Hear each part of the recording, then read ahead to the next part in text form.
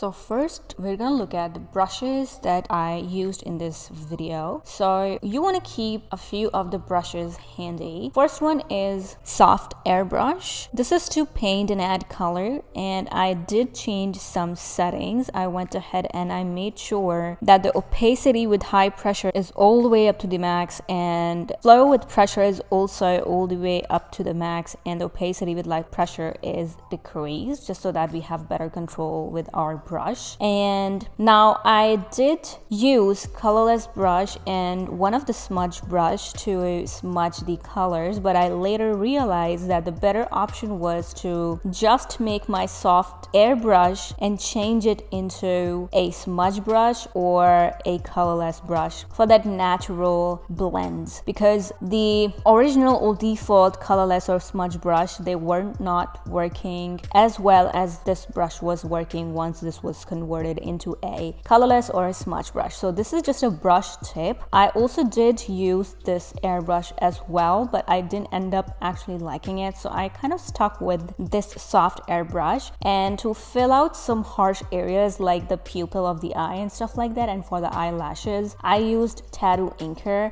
And here I actually also played around with the settings a little bit. You can just copy the settings if you want, but these are the brush I'm going to be using and I suggest you using. So basically I suggest you using tattoo inker for any area which you want to fill up with the color, because this does not have any like soft edges. And then I recommend you guys using soft airbrush and just play around with the settings a little bit and just change this soft airbrush into smudge brush or colorless brush, and that's it. That's what I used. The second tip is to focus on one area at a time. Now for this video I just only painted this, but let's just say you picked up this reference. So this is the reference I picked that eye from. I will link it down below. Let's just say you decided to paint this, then what I would really suggest is to just focus on one area first, and that's how you're gonna paint the whole thing. You pick up one area, you paint that, then you focus on another area, then you paint that, and then you focus on another area, and that's how you're gonna paint the whole thing. Because when it comes to realistic drawings, detailing really matters. So it's really essential to focus on or pick smaller areas and focus on that. So even in my process also, let's just say I picked this area, right? In that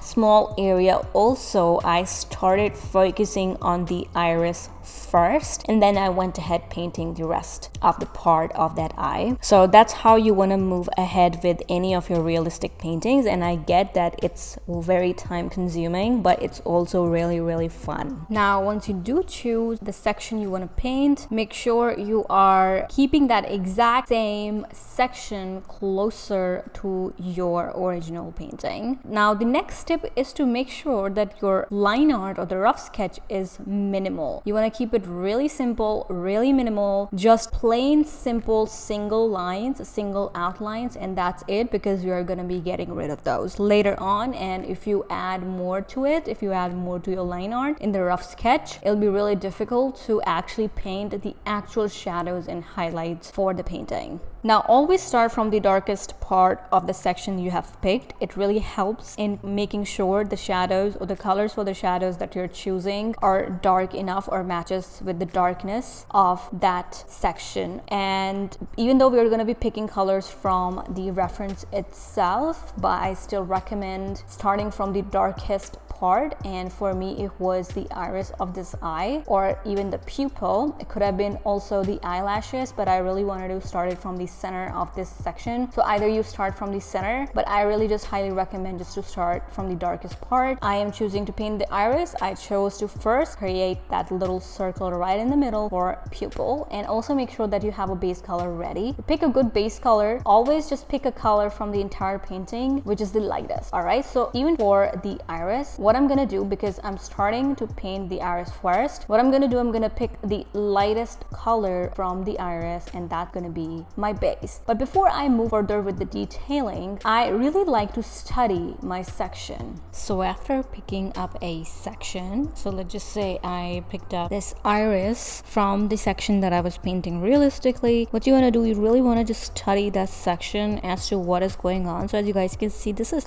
really detailed, although this image is not very high quality, but you can see these little fibers kind of things going in these line kind of format. So while painting, we want to make sure that we are able to actually create this detailing. So what I did, I studied it and I realized, okay, how can I achieve this little pattern? And I realized what I can do is I can just literally place the color with either tattoo inker or any brush, and then with the help of a smudge brush I can push it forward towards the pupil of the eye, creating a line, because smudge brush does nothing but like pushes the pixels of the color to the direction you are moving towards. So that's the technique that I used, and you will see in the video how I do that. So the basic plan was to create a base, then create the shadows, and then highlights, like these little highlights that this iris has, and the shadow part. So first I wanted to create a base, and as you guys can see here, because I've already completed the artwork, and I'm just going to show you a little example. I've already created the artwork, and I'm going to show you the example as to how it's looking with the layers. So we have the base, then we have the shadows, then we have a little bit of detailing going on, and then we have the glow. Let me just show you how I actually did it. So as I mentioned in the clip, I am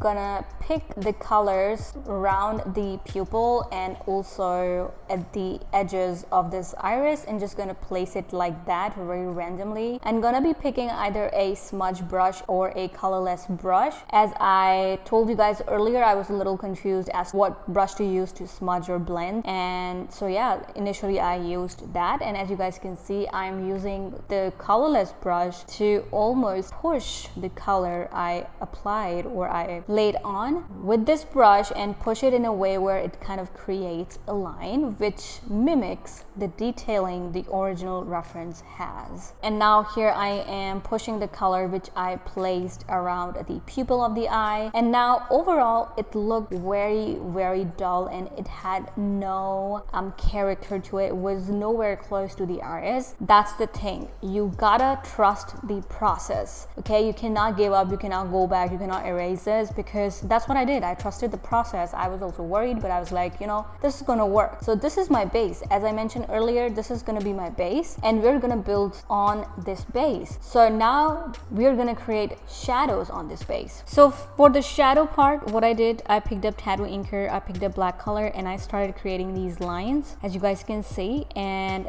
obviously they are not blended yet, but that's the magic. You just have to first of all place the color, and then you worry about the blending part. And because we don't want to blend it all out, we still want to keep that line there. So I'm just gonna blend the edges, and that's it. And that's usually my process. I just place the color and I just blend it in. I pick the color right from the reference, I place it on the canvas, and I then go ahead with blending. And that's what I'm doing here. I'm just blending those black lines just to create some shadows. Now that I had those shadows ready, I went ahead and started creating some highlights. And for that, what I did, in a new layer, I made sure that I changed the layer mode to glow, and then I added the base color. And because I changed the layer mode to glow, so what it was doing, that it was really just making that color glow and look a lot lighter as compared to if I were to use that color in a normal layer. So that's what I did for the highlights, and the results were already looking amazing, but we still have some shadow part left to do. So for that, what I did, I created a new layer and I changed the layer mode to multiply, and I started adding shadows around the edges of the iris and also the top part of the iris as well. And as always, you first need to just worry about placing the color, and then you worry about actually blending it out, because yeah, that's just the easiest way. Now that everything looked good, I went ahead and started creating the highlights, those white little dots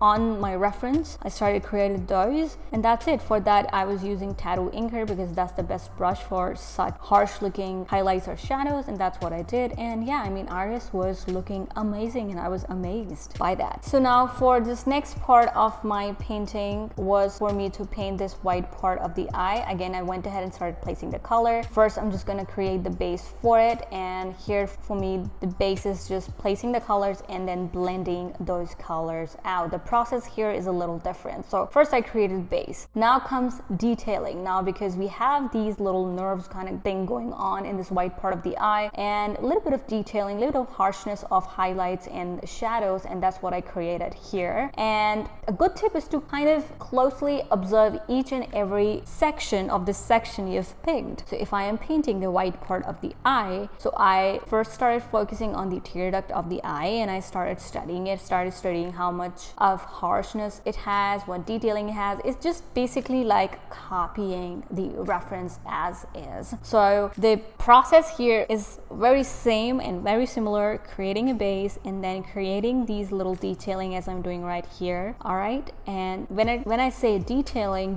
involves anything which has a little bit of harshness to it, comes under the title detailing. And that's what I did because it didn't require any blending, because I wanted to keep it harsh.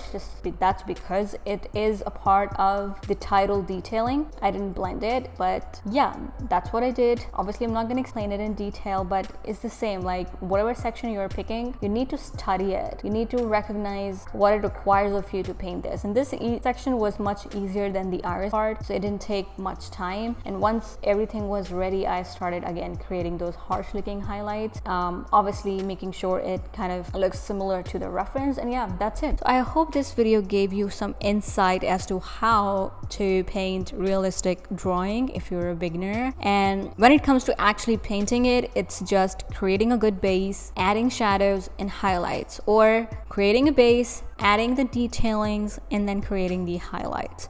And the more you divide it in layers, the easier it is, especially if you're a beginner. And it's really just copying, picking the colors, because if you're doing it on SketchBook, if you're doing it digitally, it's really easy as compared to if you were to do it traditionally, because then you don't get to pick colors directly from the reference. But picking colors directly from the reference makes it that much more easier. So it's basically just placing the colors first, worrying about the placement of the color first. It should be placed on the right exact position as it is placed in the reference, and then you go about blending it. And even with blending, you want to always make sure that you're not blending it all out, and you're just making sure that there are no visible harsh lines. That's what blending really is. Okay, blending doesn't mean that you smoothen everything out, that there's no gradient of color in the painting. So yeah, I mean, hope this video wasn't confusing. I hope I gave you some really useful tips. If I did, let me know. And yeah, give this a try. Pick a very small section, pick a real image, and pick a small section from it and start painting it. And the best tip is always to actually start doing it, because when you actually start doing it and actually start applying those principles, you get to learn a lot as compared to if you just watch a video. So I hope you enjoyed, and I will see you guys in my next video.